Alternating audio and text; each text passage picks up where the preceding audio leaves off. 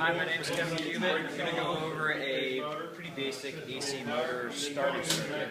So this is a little bit more complicated than the previous circuits we went over. It's got more components, obviously, for different reasons here. But overall, we have our power supply. We have our lockout module. Lockout module is mostly just for safety for working on, as I previously mentioned. We have our contactor. We have a control transformer. The control transformer's main job is to step down the voltage from the three-phase to a much safer, lower voltage for our start circuitry. That includes our emergency stop button and our selector switch down here, which I'm using this as an on-off switch. It is a double throw, so one of these positions is not being used, as you can see there. But the only other option there is a push button, so this makes it a little bit more sensible. So we'll turn on our power supply here. We now have three-phase going into our lockout module, which is currently locked out because I was working on it up until now. So we'll go ahead and take that off as well and go ahead and turn the power on.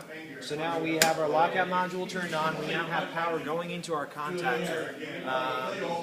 We have power going up to the contactor's leads. The contactor is not currently switched. We also have power currently going in through our start circuitry, or ready to go through the start circuitry. Nothing's been switched yet. So when I flick this into the right position, connecting these two wires, we should see the motor starting up. And we do. Let's say something happens. Our emergency button is ready to go. We can shut off power one of two ways. We can either flick it into the middle position, or we can just go ahead and hit the emergency stop button. And now it is shutting down. So this is a fairly common old school setup for starting an AC motor.